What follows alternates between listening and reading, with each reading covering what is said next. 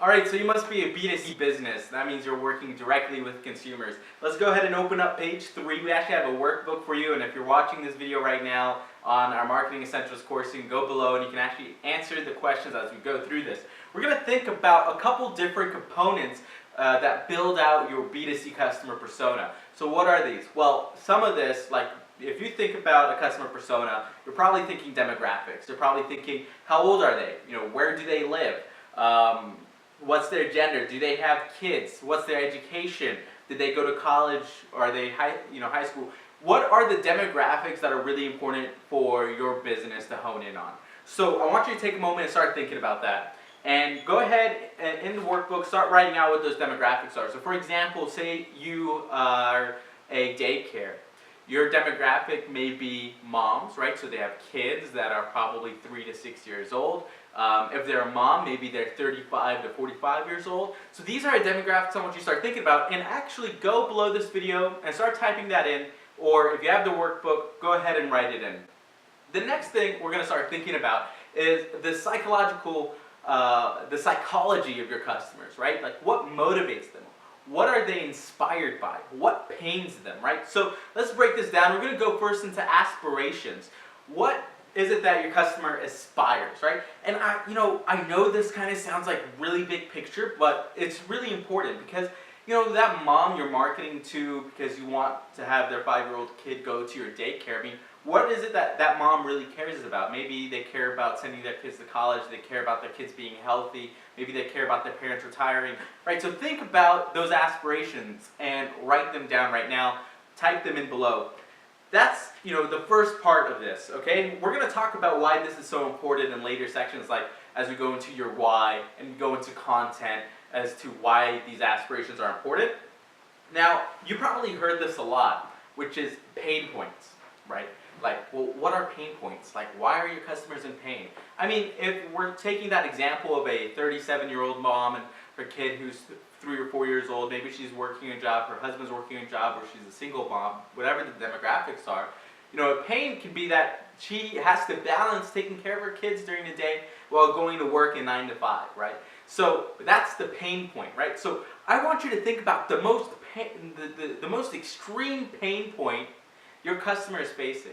And then next to that, write some extra consequences, some side effects of that pain point. It's really important that you understand what your customer's pains are, because that's the only way you're going to be able to position your product or service as a solution, as a cure to those pain points.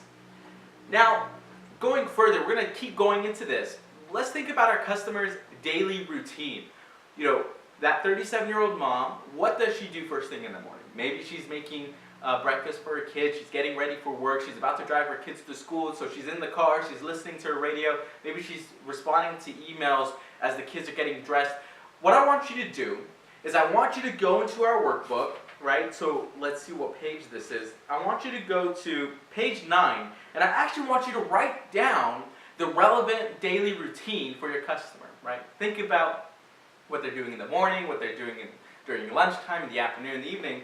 I want you to also think about how your business, how your product, your offer fits into your customer's daily routine.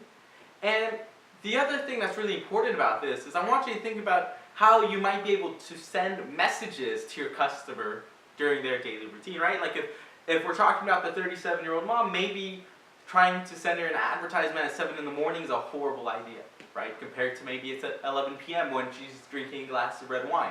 So I want you to think about what the daily routine is.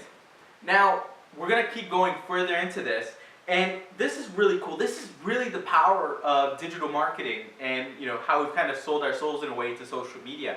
We can actually look at the behavior, the social media channels and influencers that our target customer is looking at.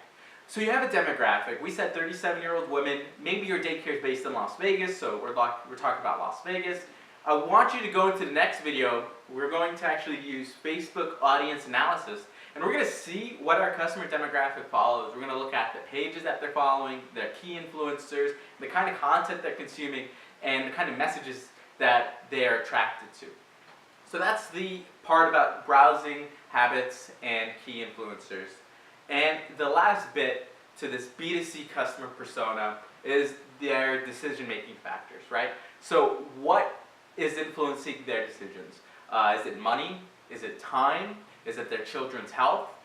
Write down the top 3 important influencers to their decision-making process, and you have yourself your first draft of your customer persona.